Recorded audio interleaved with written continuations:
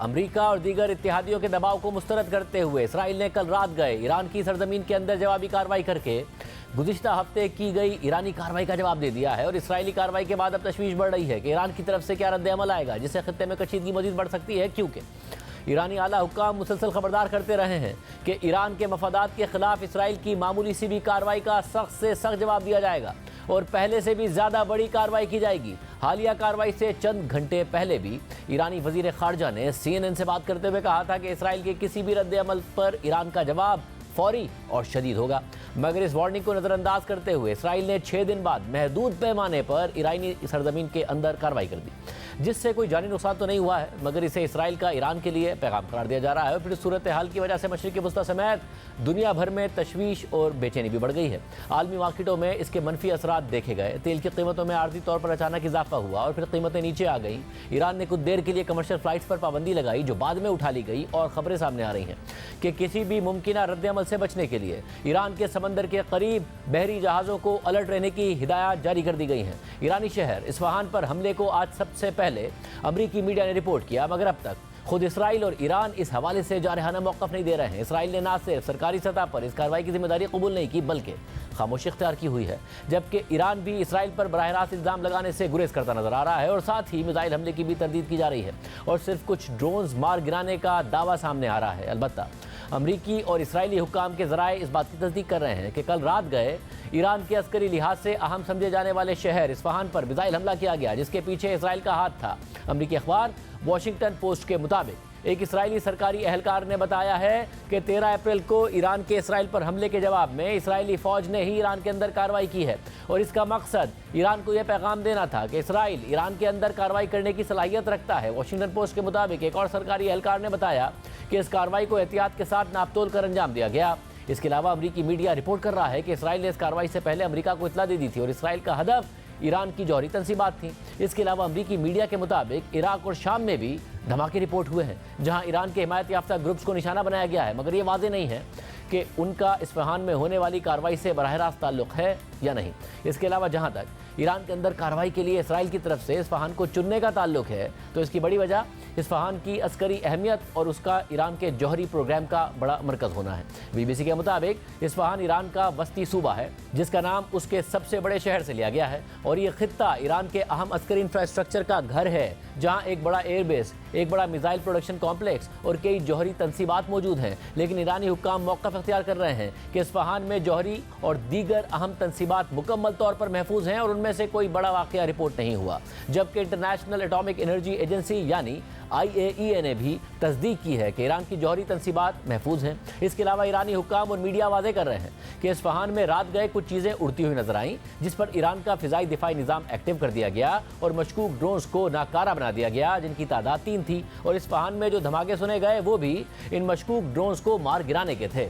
ایران کی space agency کے ترجمان کے مطابق ایران پر کوئی میزائل حملہ نہیں ہوا، بلکہ کواد کاپٹرز اڑانے کی ناکام کوشش کی گئی، جنہیں مار گرایا گیا۔ جبکہ اس واقعے کے بعد ایرانی میڈیا میں اصفہان اور تبریز شہر کی تصویریں اور فوٹیجز دکھائی گئیں، جس میں سب معمول کے مطابق نظر آ رہا ہے۔ اس کے علاوہ ایران کی نیم سرکاری نیوز ایجنسی تسنیم نے اصفہان میں جوہری تنصیبات کی ویڈیو پوسٹ کی، جس میں وہاں پر حملے کے آثار نظر نہیں آ رہے ہیں۔ ایرانی نیوز ایجنسی فارس کے مطابق اصفہان میں آرمی بیس کے قریب دھماکوں کی آواز سنی گئی اور پھر ایئر ڈیفنس سسٹم متحرک ہو گیا، اور سب سے اہم بات یہ ہے کہ ایران کی طرف سے نہ صرف براہ راست اسرائیل کا نام لینے کے حوالے سے احتیاط نظر آ رہی ہے، بلکہ اس واقعے کو دراندازی قرار دیا جا رہا ہے۔ رائٹرز کے مطابق ایک سینئر ایرانی اہلکار نے بتایا ہے کہ اس واقعے پر اسرائیل کے خلاف رد عمل دینے کا کوئی پلان نہیں ہے۔ اس حملے کے پیچھے کن بیرونی عناصر کا ہاتھ تھا، یہ ابھی تک کنفرم نہیں ہوا ہے، جبکہ ایران میں کوئی بیرونی حملہ نہیں ہوا ہے، بلکہ اس بحث کا جھکاؤ حملے سے زیادہ دراندازی کی طرف ہے۔ بہرحال اب سوال یہی ہے کہ اسرائیل کی اس کارروائی کے بعد ایران اسرائیل تنازع مزید بڑھے گا یا کشیدگی میں کمی آئے گی اور بات یہیں ختم ہو جائے گی۔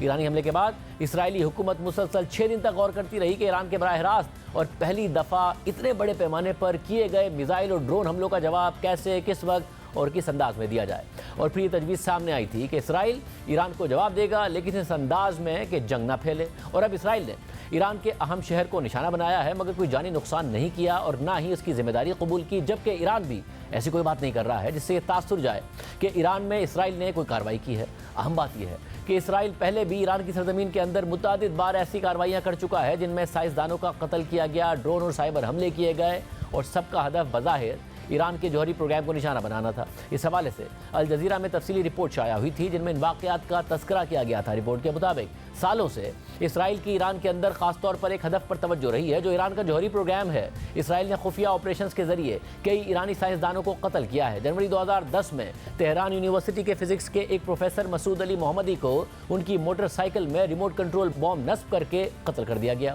ایرانی سرکاری میڈیا نے دعویٰ کیا کہ اس کارروائی کے پیچھے امریکہ اور اسرائیل کا ہاتھ تھا۔ ایرانی حکومت کے مطابق قتل ہونے والے پروفیسر نیوکلیئر سائنسدان تھے۔ پھر نومبر 2010 میں تہران میں نیوکلیئر انجینئرنگ کے پروفیسر ماجد شہریاری کو کام پر جاتے ہوئے کار دھماکے میں مار دیا گیا۔ ان کی اہلیہ بھی زخمی ہوئی۔ اس وقت کے ایرانی صدر محمود احمدی نژاد نے امریکہ اور اسرائیل پر ذمہ داری ڈال دی۔ پھر جنوری 2012 میں مصطفیٰ احمدی روشن نامی کیمیکل انجینئر کو ان کی کار پر بم نصب کر کے مار دیا گیا۔ ایران نے اس کی ذمہ داری امریکہ اور اسرائیل پر ڈالتے ہوئے کہا مصطفیٰ احمدی روشن جوہری سائنسدان تھے، جبکہ نومبر 2020 میں ایران کے معروف جوہری سائنسدان محسن فخری زادے کو تہران کے باہر ایک مشتبہ کارروائی میں مار دیا گیا۔ الجزیرہ کے مطابق مغربی اور اسرائیلی انٹیلیجنس کو طویل عرصے سے شبہ تھا کہ محسن فخری زادے ایران کے جوہری ہتھیاروں کے پروگرام کے بانی تھے۔ اس کے علاوہ مئی 2022 میں پاسداران انقلاب کے کرنل حسن سید کو تہران میں ان کے گھر کے باہر 5 گولیاں مار کر قتل کر دیا گیا۔ اس کا الزام بھی ایران کی طرف سے اسرائیل پر لگایا گیا۔ صرف یہی نہیں، ایران پر اسرائیل کے سائبر حملوں کی بھی ایک لمبی تاریخ ہے۔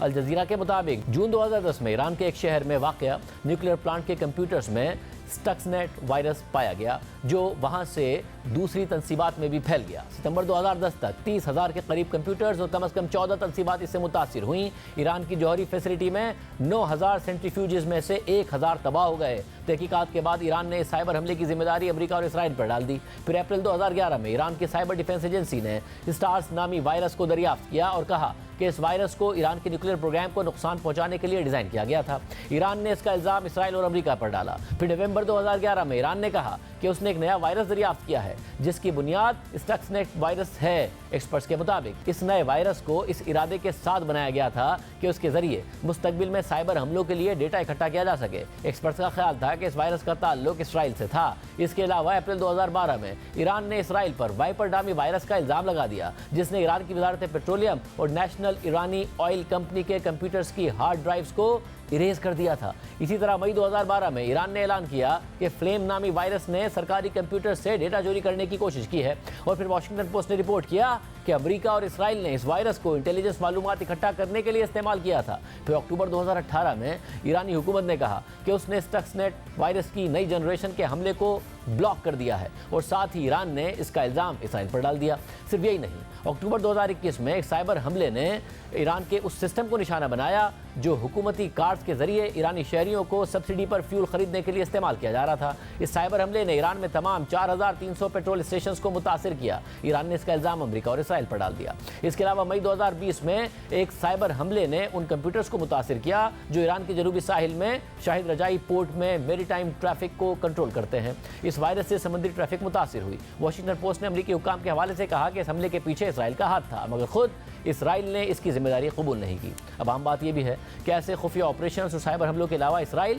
ایرانی سرزمین پر ڈرون حملے کر چکا ہے اور ساتھ ہی چھاپے بھی مار چکا ہے۔ الجزیرہ کے مطابق جنوری 2018 میں موساد کے ایجنٹوں نے تہران کی ایک محفوظ تنصیب پر چھاپا مار کر کلاسیفائڈ جوہری آرکائیوز چوری کر لیے۔ اپریل 2018 میں اسرائیلی وزیر اعظم نیتنیاہو نے اعلان کیا کہ اسرائیل نے 1,00,000 خفیہ دستاویزات حاصل کیے ہیں جو ثابت کرتی ہیں کہ ایران نے جوہری ہتھیاروں کے پروگرام سے متعلق جھوٹ بولا ہے۔ اس کے علاوہ دسمبر 2023 میں سابق اسرائیلی وزیر اعظم نیفتلی بینٹ نے امریکی اخبار وال اسٹریٹ جرنل میں تسلیم کیا کہ فروری 2022 میں اسرائیل نے پاسداران انقلاب کے ایک سینئر کمانڈر کو قتل کر دیا تھا۔ پھر مئی 2022 میں دھماکہ خیز مواد سے لدے ہوئے ڈرون نے تہران کے ایک ملٹری کمپلیکس کو نشانہ بنایا جس میں ایک انجینئر مارا گیا اور اس عمارت کو نقصان پہنچا جہاں پر ایران نے ڈرون تیار کیے تھے۔ پھر جنوری 2023 میں اصفہان میں کئی ڈرون حملوں کے ذریعے فوجی تنصیبات کو نشانہ بنایا گیا لیکن انہیں ناکام بنا دیا گیا اور کوئی نقصان نہیں ہوا۔ ایران کے اقوام متحدہ میں سفیر نے اقوام متحدہ کے سربراہ کو خط لکھ کر اس کی ذمہ داری اسرائیل پر ڈال دی تھی۔ صرف یہی نہیں، رواں سال فروری میں ایران میں قدرتی گیس کی ایک پائپ لائن کو نشانہ بنایا گیا جس کے بعد ایران کے وزیر تیل نے اس کارروائی کا الزام اسرائیل پر ڈال دیا تھا۔ اب یہ ماضی کے واقعات ہیں جن میں سے کچھ کی ذمہ داری خود اسرائیل نے قبول کی ہے جبکہ کچھ حملوں کی ذمہ داری ایران نے تو اسرائیل اور امریکہ پر ڈالی تھی، لیکن امریکہ اور اسرائیل نے یا تو خاموشی اختیار کی تھی یا پھر انکار کر دیا تھا۔ اور اب ایک دفعہ پھر ایران کے میزائل اور ڈرون حملوں کے جواب میں اسرائیل نے اصفہان میں ایک ایسی ہی کارروائی کی ہے جس کی ذمہ داری اب تک براہ راست خود اسرائیل نے قبول نہیں کی ہے، لیکن اسرائیلی سرکاری حکام بین الاقوامی میڈیا کے ذریعے اس کی ذمہ داری قبول کر رہے ہیں اور خود امریکی وزیر خارجہ اینٹنی بلنکن نے واضح کیا ہے کہ امریکہ کسی بھی جارحانہ کارروائی میں ملوث نہیں ہے، جبکہ اقوام متحدہ کے سیکرٹری جنرل نے کہا ہے کہ مشرق وسطیٰ میں جوابی کارروائی اور بدلے کے خطرناک امکانات کو روکنے کا یہ بہترین وقت ہے۔ انہوں نے بین الاقوامی برادری سے اپیل کی ہے کہ وہ کسی بھی ایسی پیش رفت کو روکنے کے لیے مل کر کام کریں جو پورے خطے اور دنیا کے لیے خطرے کا باعث بن سکتی ہے۔